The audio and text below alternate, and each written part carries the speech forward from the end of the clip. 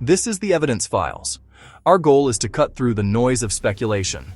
We will not use secondary sources or popular theories. Instead, this series meticulously follows the paper trail left by investigators. We will examine the official police reports, forensic lab results, and court transcripts. Our focus is solely on the documented evidence from the official record. This episode concerns a series of investigations that spanned multiple states: Washington, Utah, Colorado, Florida. These cases would eventually be linked to one man, Theodore Robert Bundy. The files are numerous, starting with cases like King County Sheriff's Office, case number 74-135868 in Washington State, and finally, Florida, Leon County Sheriff's Office case number 78-1569. We will show you what the detectives saw and what the jury heard. The power of this story lies within the documents themselves. Our story begins not with a body, but with an absence, a chilling void that would soon spread across the Pacific Northwest. It starts on a cold, rain-slicked night in Seattle, Washington, in a city that was, for a time, gripped by an invisible terror. The year was 1974, a period that would become infamous in the annals of American crime, marking the start of a timeline of fear and disappearance. The first tremor of the impending earthquake was about to be felt. The date was January 4, 1974. In the early hours of the morning, a young woman named Joni Lenz, an 18-year-old student at the University of Washington, was brutally attacked in her basement apartment near campus. The assailant entered her room as she slept, bludgeoning her with a metal bar pried from her own bed frame before sexually assaulting her. The attack was savage, leaving Lenz with profound and permanent injuries.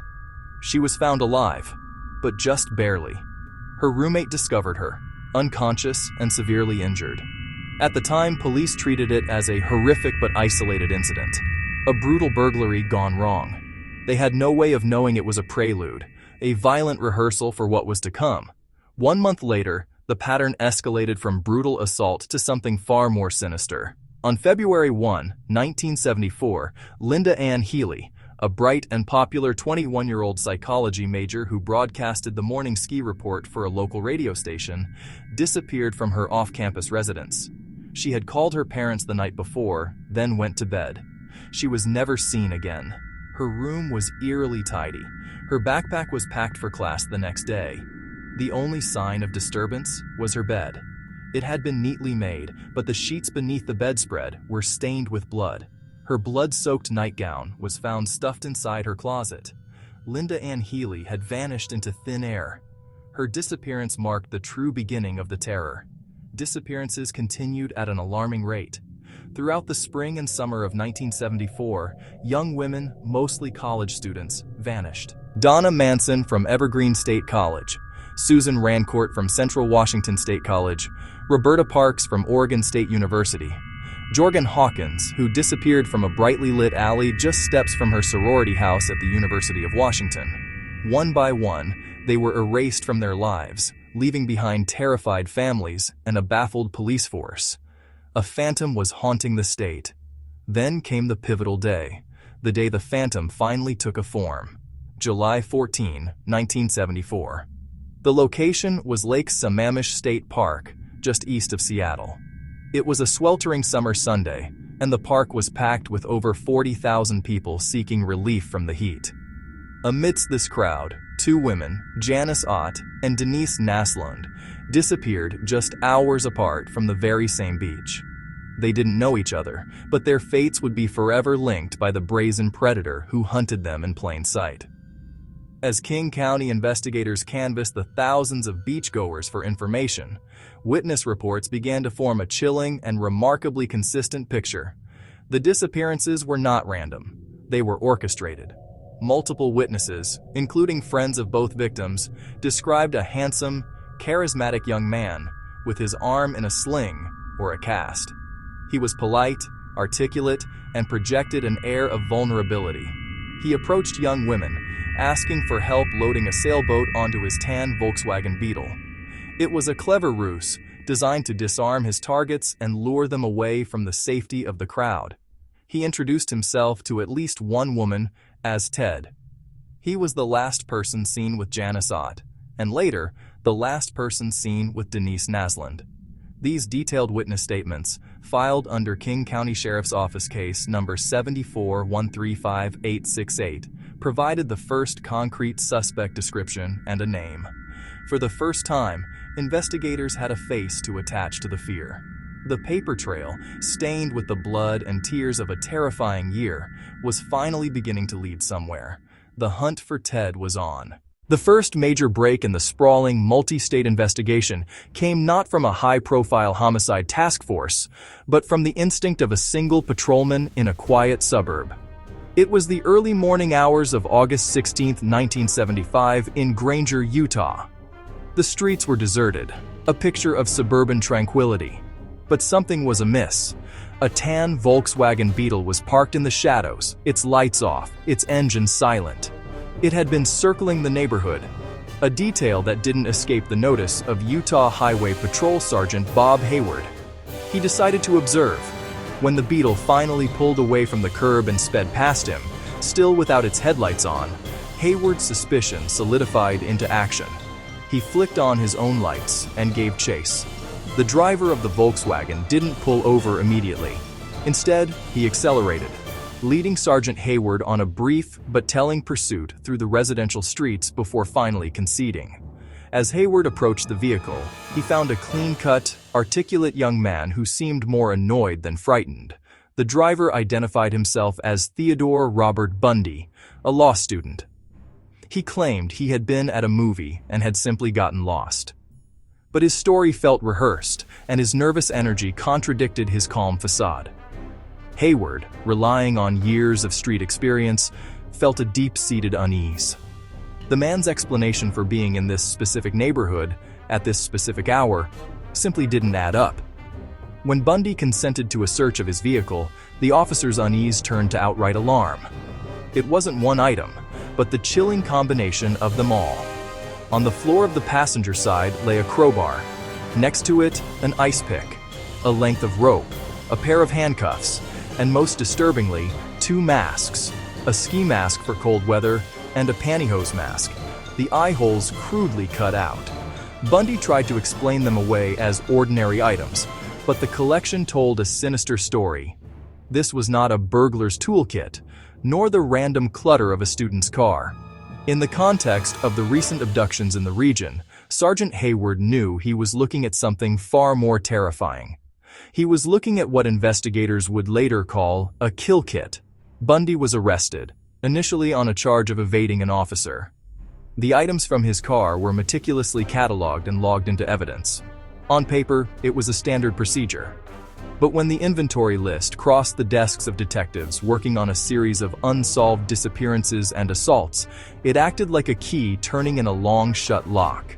For months, investigators had been chasing a ghost. They had a description of a suspect named Ted, who drove a Volkswagen, but the lead had grown cold. Now this arrest report landed with explosive force. The combination of the name, the car, and particularly the handcuffs made Bundy a person of significant interest. Detectives immediately thought of Carol Durant, a young woman who had miraculously escaped an abduction attempt the previous November. Her attacker had posed as a police officer and had managed to snap one handcuff onto her wrist before she fought her way out of his car, a Volkswagen. The connection was too strong to be a coincidence. Investigators immediately secured a search warrant for Bundy's 1968 Volkswagen Beetle. The car, which he had meticulously maintained and even customized, was now a crime scene. The first thing they noticed was a modification that sent a chill down their spines. The front passenger seat had been unbolted and removed. The theory was immediate and horrifying. Removing the seat would cause a victim to fall backward, making them easier to control and harder for passersby to see. The car was a treasure trove of potential evidence. Forensic technicians vacuumed every inch of the vehicle's interior, collecting a mass of trace evidence. They painstakingly separated hairs and fibers from the carpets and upholstery. Under the microscope, these tiny fragments began to tell the stories of the missing. Hairs found in the car were later matched to several victims, including Corinne Campbell, who was murdered in Colorado, and Melissa Smith, a Utah victim. It was the first time forensic science had physically linked Bundy to the women he was suspected of killing. The Beetle wasn't just his car, it was his hunting ground. But the most crucial link, the one that would first bring him to trial, came from the failed abduction of Carol Durant. After his arrest, she was asked to view a police lineup. Despite Bundy's attempts to alter his appearance, she recognized him instantly. "That's the man," she declared, her voice shaking but certain. Her testimony was powerful, but prosecutors needed more. They needed physical proof. They found it in the evidence locker. The crime lab report confirms that the key found on Bundy's keychain successfully opened the single handcuff that had been locked onto Durant's wrist nearly a year earlier. It was a perfect, undeniable match. This was the first direct physical link between Bundy and a violent crime. The paper trail of circumstantial evidence had finally found its first smoking gun. For the kidnapping of Carol Durant, Bundy was convicted and sentenced to 1 to 15 years in the Utah State Prison. But Bundy's story was far from over. After being extradited to Colorado to face murder charges, he engineered 2 daring escapes. Following the second, he made his way across the country to Florida. On the campus of Florida State University in Tallahassee, he found a new place to hunt. In the early morning hours of January 15, 1978, he broke into the Chi Omega sorority house. In a blitz attack lasting less than 15 minutes, he moved from room to room, brutally attacking 4 women. 2 of them, Lisa Levy and Margaret Bowman, were killed. The crime scene was chaotic and yielded little in the way of traditional evidence like fingerprints. The attacker had been a phantom. But during the autopsy of Lisa Levy, the medical examiner, Dr. Thomas Wood, documented a unique and damning piece of evidence on her body, a deep, double bite mark. It was a mark of pure savagery, but it was also a potential signature. The injury was so distinct that investigators immediately recognized its forensic value. A forensic odontologist, Dr. Richard Souviron, was called in. He meticulously photographed the marks and made castings. The assailant's teeth were crooked, chipped, and irregular, a pattern so specific it could serve as a unique identifier, much like a fingerprint. When Ted Bundy was finally apprehended in Pensacola a few weeks later for driving a stolen car, investigators in Tallahassee knew they had their prime suspect. The challenge was to physically connect him to the bite mark left on Lisa Levy. Prosecutors obtained a court order to compel Bundy to provide dental impressions. He resisted, but the mold was eventually taken, revealing a lower row of teeth that were severely misaligned, with chips and rotations that were highly distinctive. When Dr. Souviron compared a wax model of Bundy's teeth to the photographs of the bite mark, the conclusion was inescapable. The unique alignment, the specific chips, and the precise rotations were a perfect match. In a dramatic courtroom presentation, Dr. Souviron would later testify that the odds of another individual having the same dental characteristics were astronomical. Bundy, in his rage, had literally left his signature on his victim. This novel forensic evidence would become the cornerstone of the prosecution's case in Florida, sealing his fate. The trial of Theodore Robert Bundy for the Chi Omega murders began in the summer of 1979 in Miami, Florida. The proceedings quickly became a media spectacle, drawing national attention. Inside the courtroom, Bundy, a former law student, often seemed to be directing his own defense, exuding a chilling confidence that captivated and horrified observers. The prosecution, led by State Attorney Larry Simpson, faced a significant hurdle. Despite the mountain of circumstantial evidence connecting Bundy to a string of crimes across the country, they needed something concrete and irrefutable to place him at the Chi Omega sorority house on the night of the attack. The crime scene itself was a frenzy of violence, but it had yielded one unique and potentially damning piece of physical evidence. On the body of victim Lisa Levy, the killer had left a deep and distinctive bite mark. This single brutal impression became the linchpin of the state's case. The trial for the Chi Omega murders hinged on this evidence. To analyze it, The prosecution called upon Dr. Richard Souviron, a respected forensic odontologist, to testify as their expert witness. His task was to compare the bite mark from the crime scene with the teeth of the accused. After obtaining a court order, investigators had taken dental impressions from a resistant Ted Bundy. Dr. Souviron then meticulously prepared a series of large-scale photographic blow-ups of the bite mark and created transparent overlays of Bundy's dental impressions. The stage was set for a moment of courtroom theater that would become legendary in the annals of forensic science. In a moment of high drama, Dr. Souviron walked the jury through his process.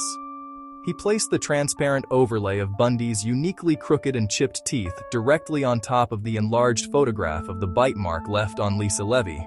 The alignment was undeniable. The double bite, the rotation of the incisors, the spacing, every individual characteristic corresponded with chilling precision. It was a perfect match. The court transcript records him stating, "They match. It's as simple as that." The visual impact on the jury was undeniable. For days, they had listened to complex testimony and examined circumstantial links, but this was different. This was a tangible, visible connection between the man in the defendant's chair and the violence of the crime. The simple, powerful demonstration cut through the legal maneuvering and Bundy's charismatic facade. After a trial that lasted weeks, the jury deliberated for less than 7 hours. On July 24, 1979, the jury returned their verdict. They found Theodore Robert Bundy guilty on all charges related to the Chi Omega attack. 2 counts of first-degree murder, 3 counts of attempted first-degree murder, and 2 counts of burglary. It is ordered that you be put to death by a current of electricity, that you be electrocuted until you are dead.